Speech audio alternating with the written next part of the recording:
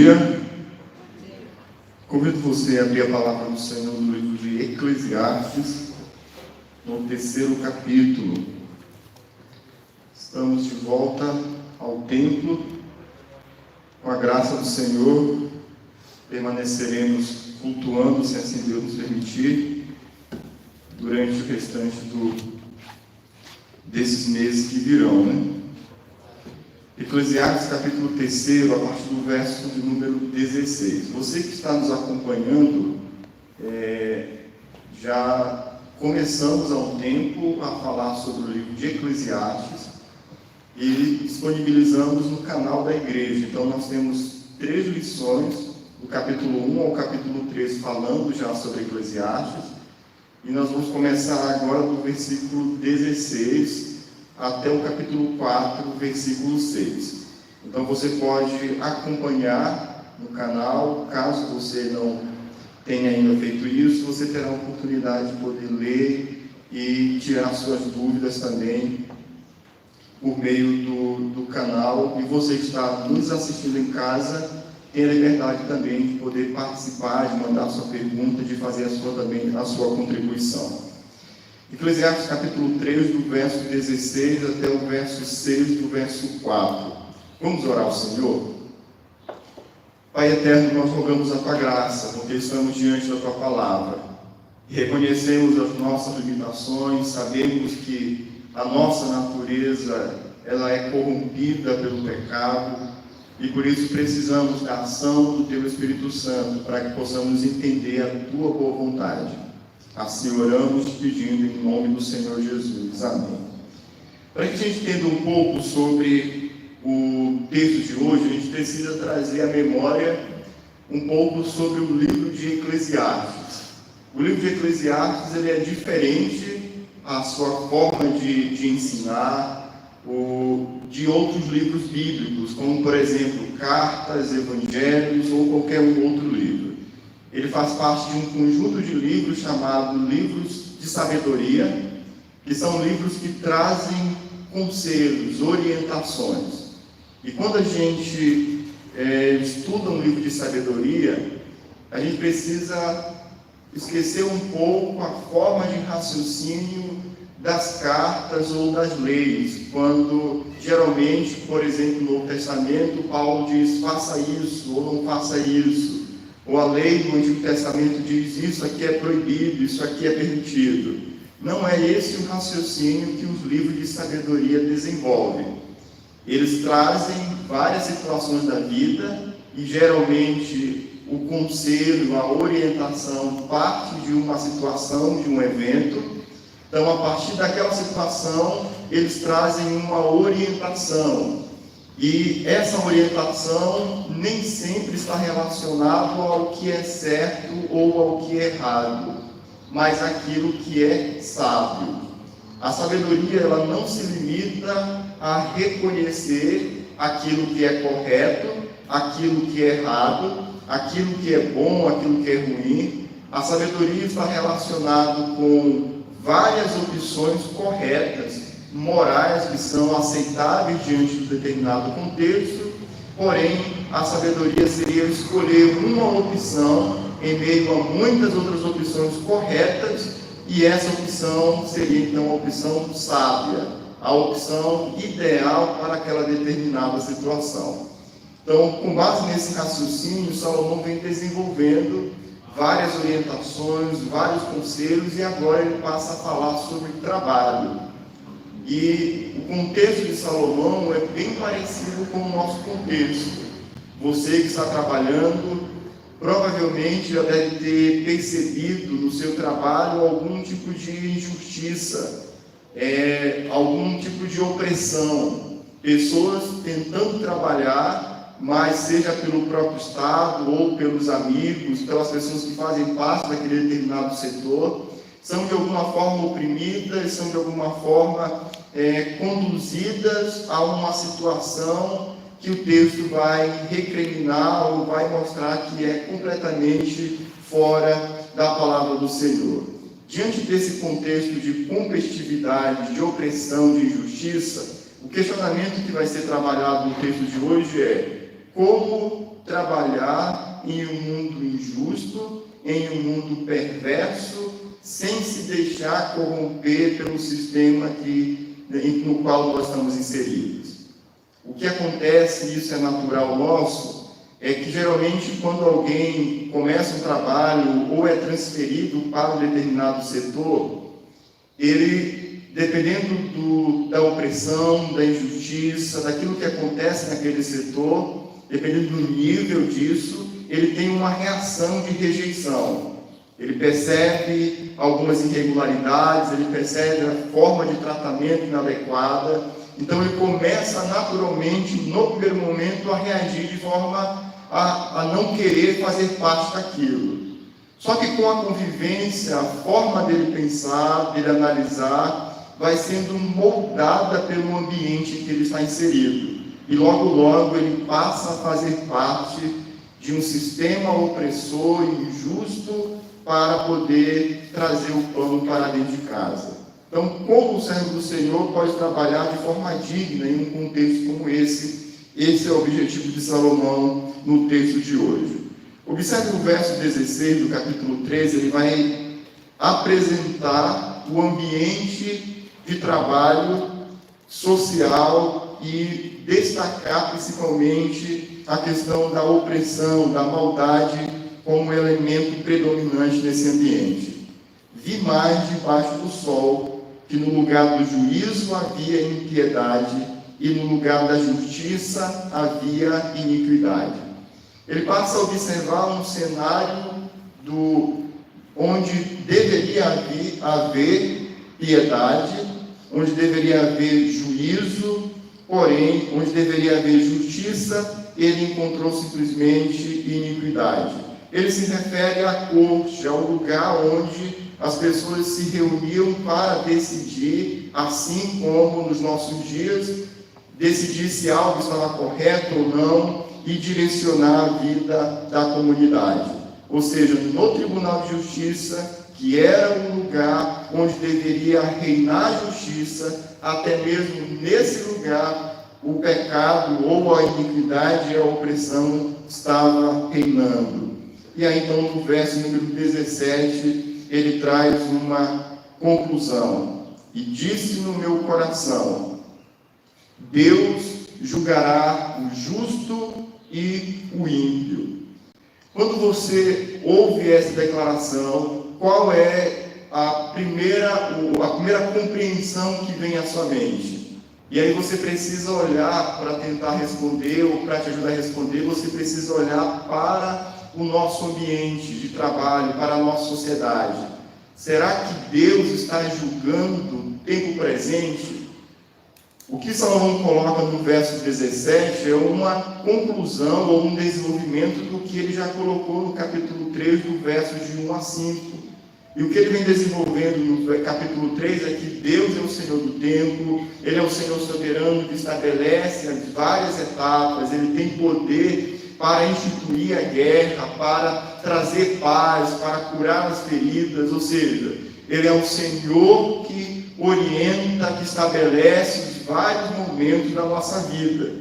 Mas mesmo sendo um Senhor soberano que conduz a vida humana, Salomão percebe que aparentemente algumas áreas parece que estão fugindo do controle das mãos do Senhor. Porque o questionamento que poderia ser levantado diante disso é: como que Deus é soberano e ainda assim Ele permite que a opressão reine no lugar onde deveria reinar a justiça? Então, diante desse questionamento, ele responde dizendo no seu coração de que Deus irá julgar tanto o justo quanto o ímpio. Ele não está aqui se referindo a um juízo que acontecerá quando o Senhor voltar, mas ele está se referindo a um juízo que acontecerá no presente, na época dele, no momento em que aquelas situações estavam acontecendo. Assim como no livro de Provérbios, no livro de Eclesiastes, entende que quando alguém semeia alguma coisa, ele vai colher o resultado daquilo que ele está semeando. Nós temos conhecimento disso, sabemos que o Senhor, quando voltar, julgará cada um segundo as suas obras. Mas o que o texto está dizendo é mais parecido com Gálatas, capítulo 6, quando ele diz que Deus não se zomba, porque aquilo que o homem semear, ele irá colher. Ou seja, ele traz uma reflexão para o tempo presente. O que ele deseja conscientizar o povo é que, por mais injusto que seja a nossa sociedade, na corrida para acumular riquezas, ainda no tempo presente, Deus haverá de julgar tanto o justo quanto o ímpio. É essa declaração que Salomão traz para a vida do seu povo. A certeza de que Deus vai julgar tanto o seu povo, quanto vai julgar também a iniquidade. Verso de número 18. Disse ainda comigo: é por causa dos filhos dos homens, para que Deus os prove, e eles vejam que são em si mesmo como os animais.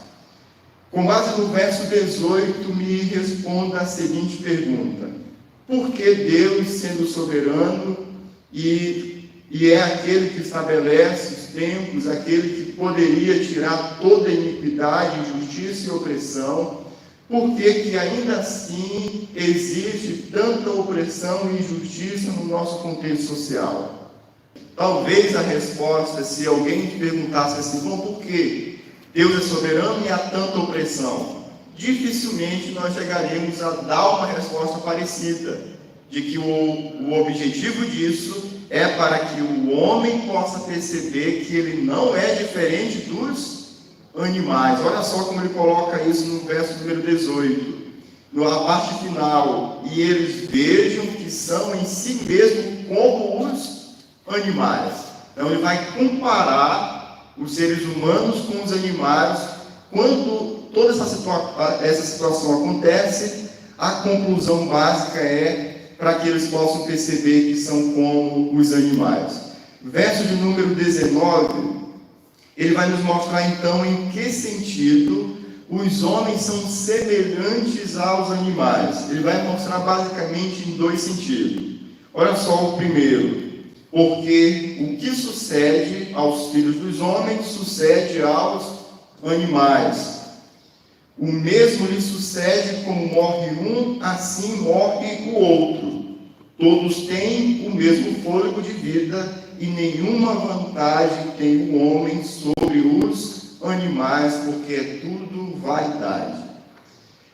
Salomão está trabalhando dentro de uma perspectiva em que ele está olhando a vida dentro de um contexto influenciado pelo materialismo, onde você não está julgando aqui por meio de crenças, onde aquele que está vivendo debaixo do sol, que é aquele que não teme ao Senhor, está tendo uma noção simplesmente daquilo que ele consegue ver. E dentro dessa visão materialista, limitada ao que se vê, ao perceber a vida de um animal e a vida de um ser humano, são iguais porque o mesmo sucede a um, ou seja, da mesma forma como o ser humano morre, o animal também morre. Verso de número 20, ele traz o segundo motivo porque os homens são iguais aos animais. Todos vão para o mesmo lugar, todos procedem do pó e ao pó tornarão. Para que você me responda essa pergunta, eu vou levantar uma reflexão e depois você pode responder. No céu, na ressurreição dos mortos, Deus vai ressuscitar os animais e nós então habitaremos em um novo céu e uma nova terra habitada por animais e seres humanos, ou será somente seres humanos no novo céu e nova terra? Algumas seitas trazem essa imagem.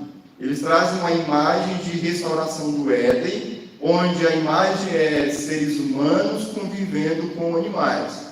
Isso surge de onde? Surge de textos como esse, e também como Isaías 65, 66, onde Deus promete que trará a renovação e aí haverá uma relação harmoniosa entre os próprios animais e entre os seres humanos e os animais. Quando Salomão coloca aqui de que todos vão para o mesmo lugar, ele não está se referindo ao destino final da alma, mas ele está se referindo do destino final do corpo. Ou seja, como o corpo do ser humano morre, assim como o corpo do animal, eles voltam para o seu lugar de origem, o pó, e aí ele traz aqui aquela relação de Gênesis, quando fala acerca da criação e da morte do ser humano. Observe aqui, então, que ele não está levantando esse questionamento de vida após a morte. Ele não está falando sobre céu, não está falando sobre ressurreição, ele não está levantando o questionamento e não quer responder se quando o Senhor voltar na ressurreição, se os animais serão ressurretos, se o povo de Deus vai habitar nos céus com os animais. Ele não está tratando sobre essa situação. O que ele está dizendo é, da mesma forma como morre o ser humano, morre também os animais, e assim como o ser humano volta para o pó, o animal também volta para o pó. A sua conclusão básica é: não há ganho nem dignidade em se utilizar meios injustos, ilícitos, para alcançar riquezas ou bens materiais, pois o final do homem é um só. Todos foram feitos do pó e todos voltarão para o pó. Aquele que usa de meios ilícitos para alcançar alguma coisa, no mínimo esquece do seu destino final. O destino final é a injustiça, ou o patrimônio que ele construiu por meio da injustiça, não vai mudar em nada o seu destino final. Essa é a orientação, é a reflexão de Salomão para a sua sociedade, para a sua comunidade. Verso de número 21, ele levanta um outro questionamento. Quem sabe se o fôlego de vida dos filhos dos homens se dirige para cima e dos animais para baixo, para a terra? Nós falamos agora há pouco sobre a ressurreição, né? De Deus ressuscitando. Mas agora, quando morre, o fôlego do homem vai para onde e dos animais vai para onde? Mas por que Salomão está colocando isso? Qual é o ponto de vista ou a perspectiva que ele está analisando? Alguém que está vivendo a parte do Senhor por uma visão, influenciado por uma visão materialista. Quando morre alguém dentro dessa perspectiva, para essa pessoa o que aconteceu foi simplesmente morreu. E essa pessoa não sabe se essa alma vai para cima ou vai para baixo, ou seja, da mesma forma como acontece com os animais. Por isso, o verso de número 22 ele diz o seguinte: assim que tenho visto que não há coisa melhor do que alegrar-se o homem nas suas obras, porque essa é a sua porção.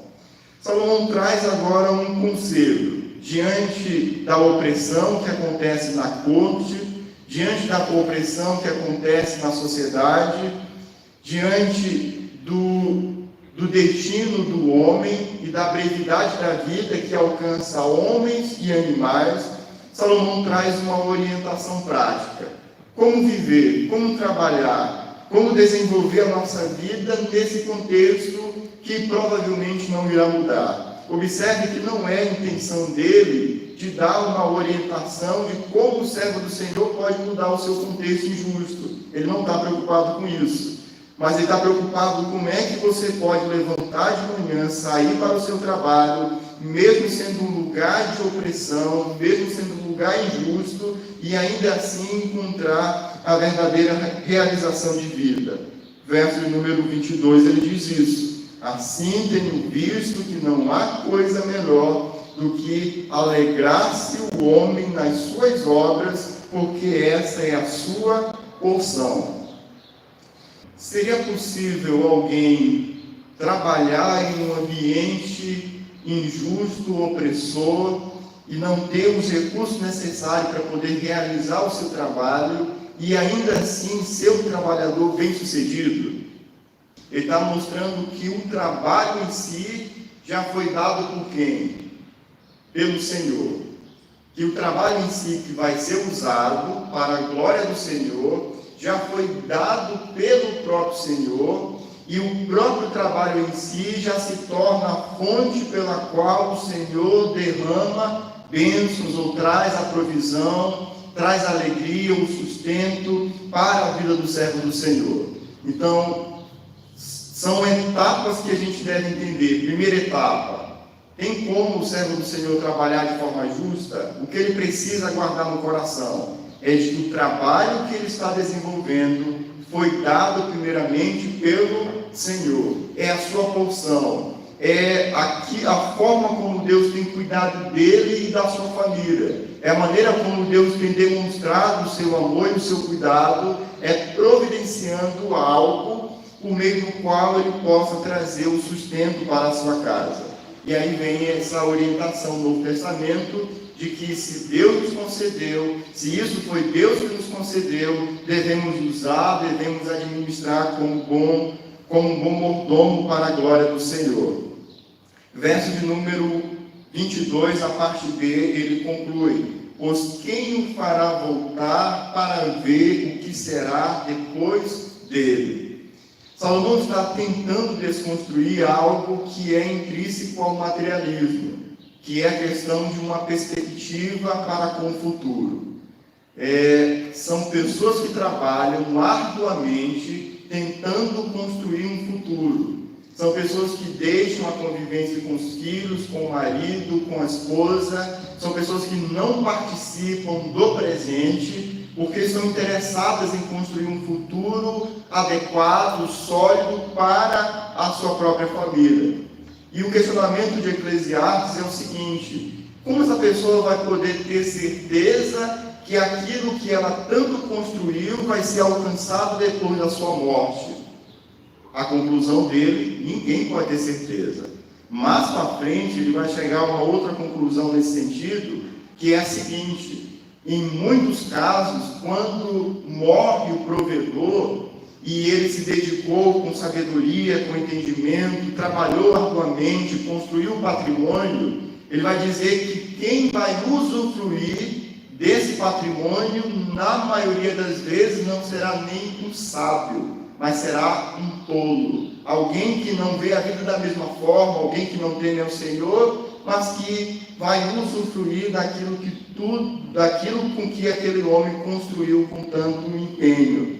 O questionamento dele, o que ele quer desconstruir é: nós não precisamos projetar nossa alegria para o tempo futuro, e nem muito menos para a resolução da nossa situação. Tem pessoas que vivem na expectativa de que terão um ambiente de trabalho mais propício, de que de fato poderão trabalhar em um ambiente em que essas pessoas são reconhecidas, em que há uma estrutura adequada para que a realidade ou para que o trabalho seja cumprido. O que ele está dizendo é: nós não precisamos projetar nossa alegria para esse tipo de trabalho ou para essa estrutura ideal, porque no momento presente o próprio trabalho já é em si um sinal de provisão do Senhor para com o seu povo.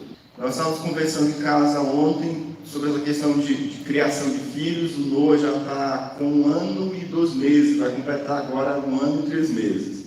E a gente lembrando das primeiras semanas e de alguns conselhos que a gente não conseguia dormir muito bem, acordava várias vezes à noite, e aí algumas pessoas, para consolar, diziam assim: não, pastor, não se preocupe, isso só dura 3 meses, não passa de 3 meses, ele vai dormir muito bem.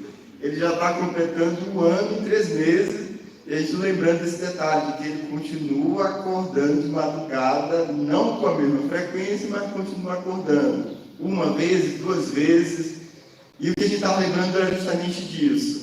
Se a nossa alegria estiver no vai passar, no contexto ideal de uma criança que se alimenta muito bem, que dorme muito bem, e nós projetarmos o nosso bem-estar para tudo isso, nós vamos perder aquilo que é essencial. O que é o essencial?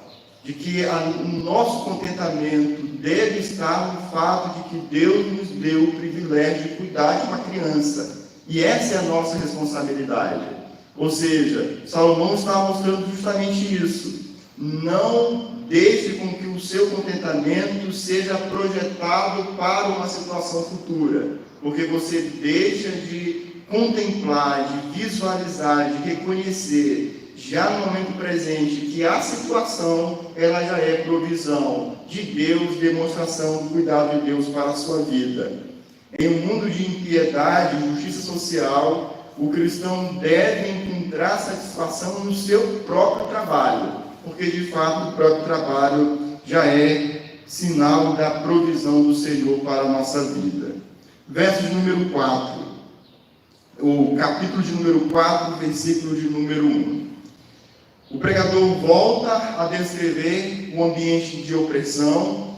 Observe quantas vezes aparece, ou quantas vezes ele repete a palavra opressão. Verso de número 1.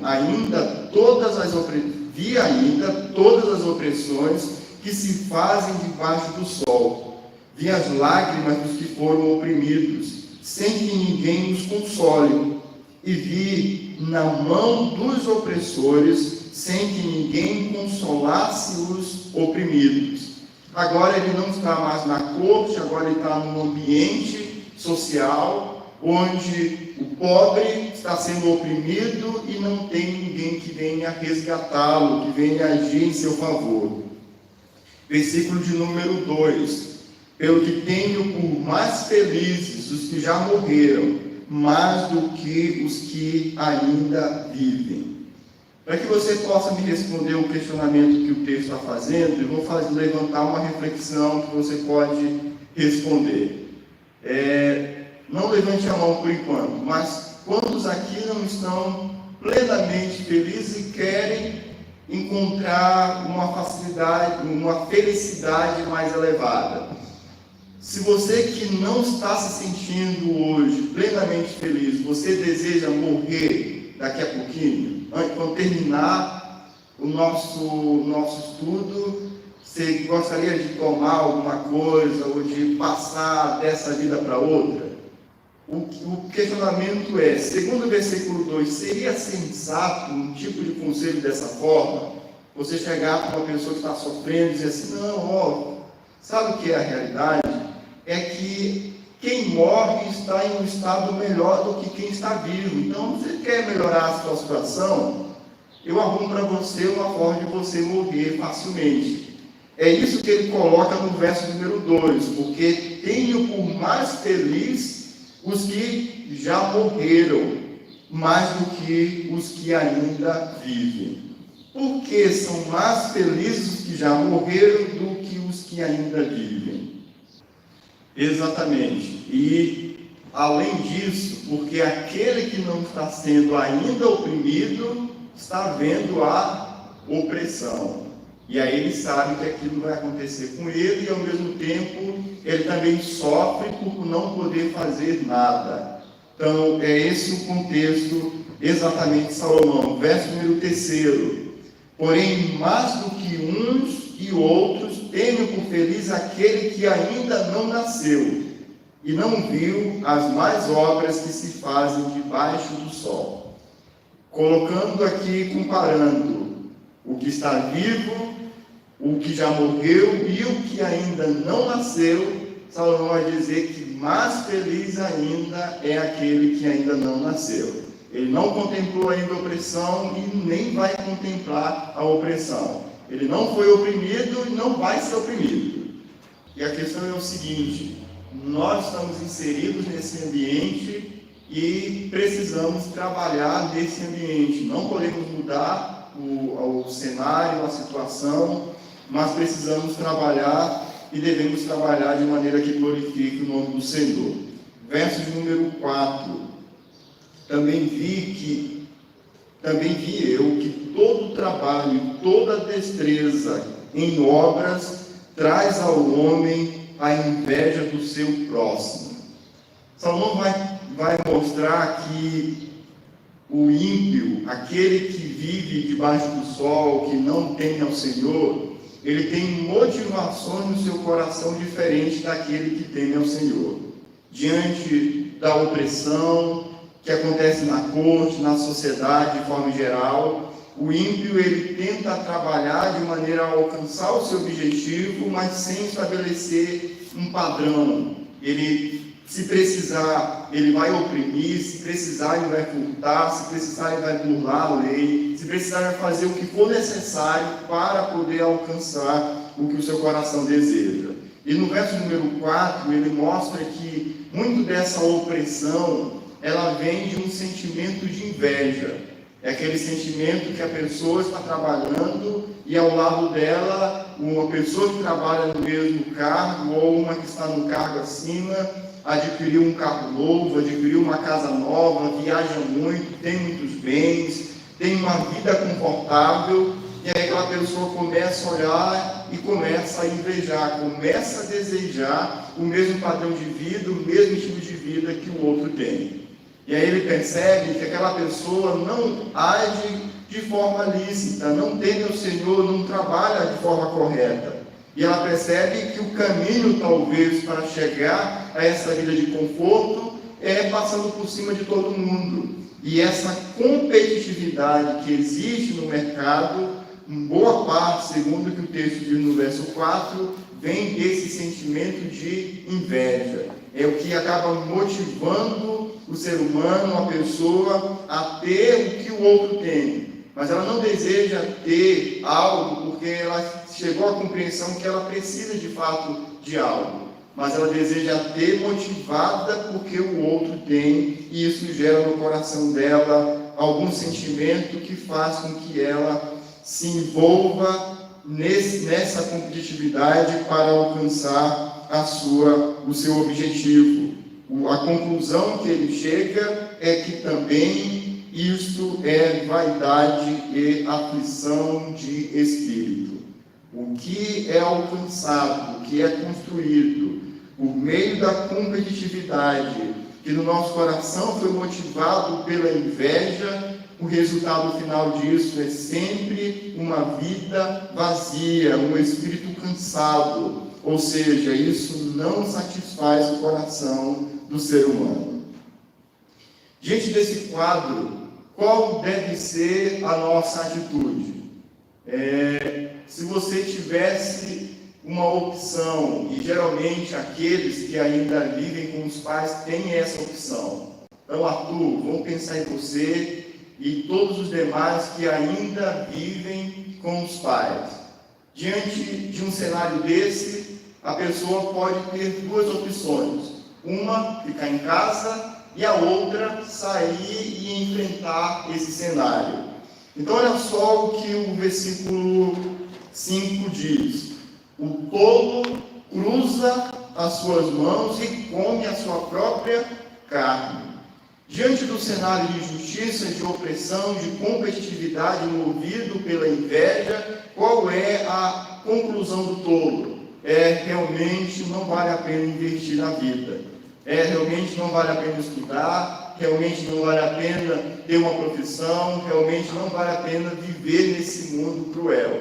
E aí qual é a reação dele? É simplesmente cruzar os braços, e o texto vai dizer que ele come a própria carne.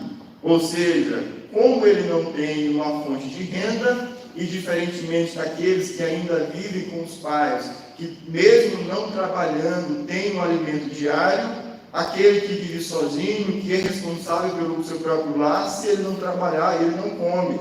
Então ele come a sua própria carne, mas ele não está disposto a enfrentar o mundo, a esse mundo injusto.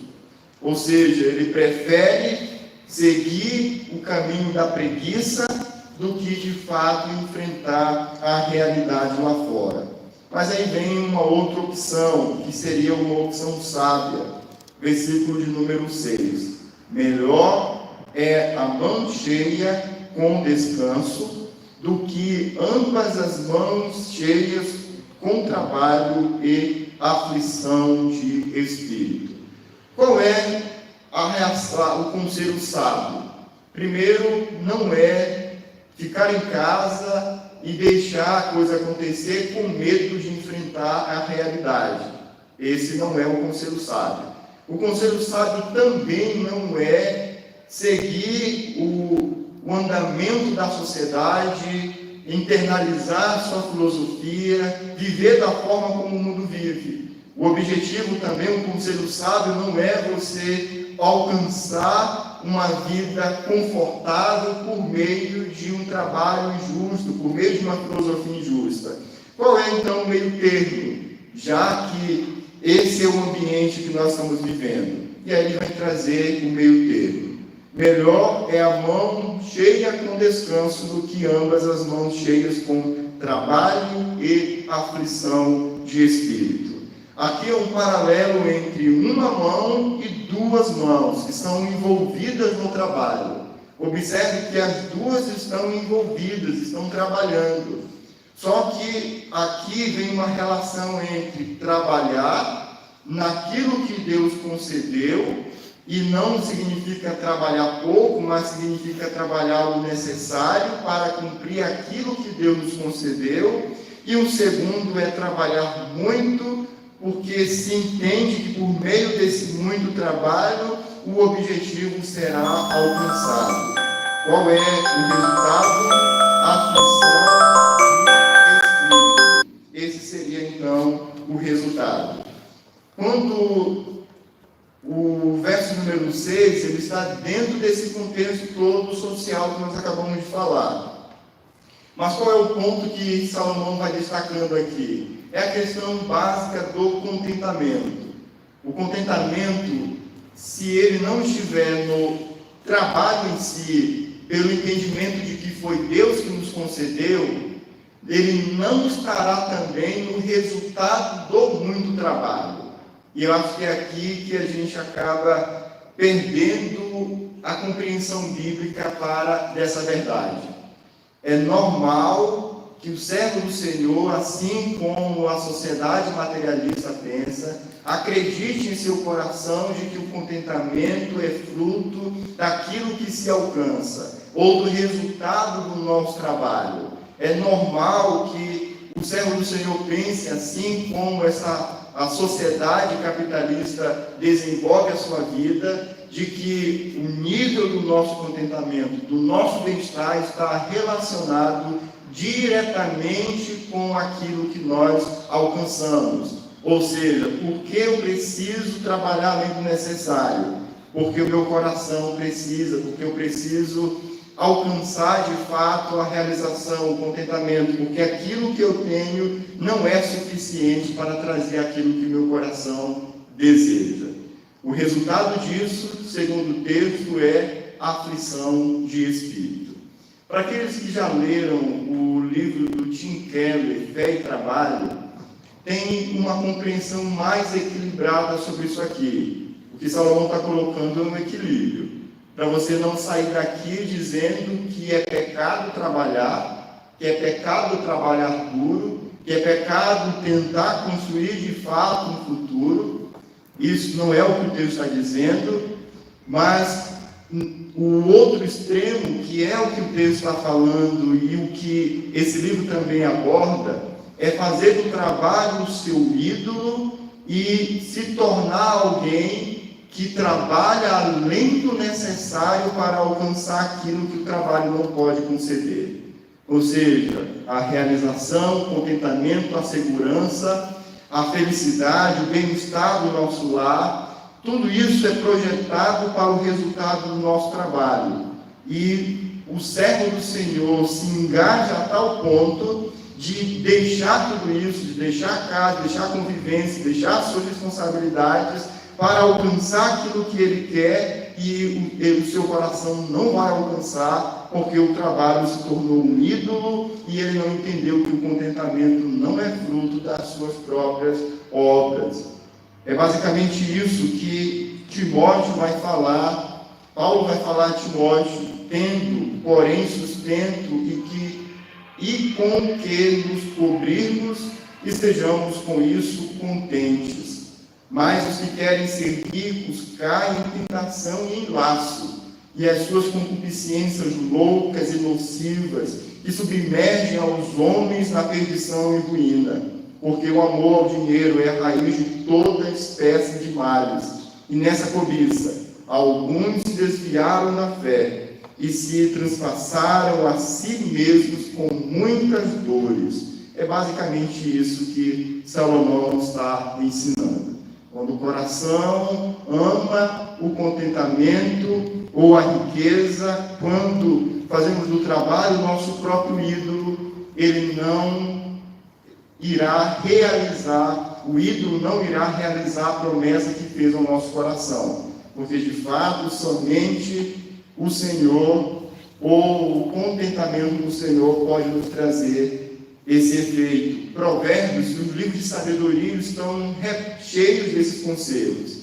Provérbios capítulo 15, verso 16, melhor é um pouco com o temor do Senhor do que um grande tesouro onde há inquietação. O capítulo 17, versículo 1, fala da mesma forma. É melhor um bocado seco e com ele a tranquilidade do que a casa cheia de iguarias e com desavença.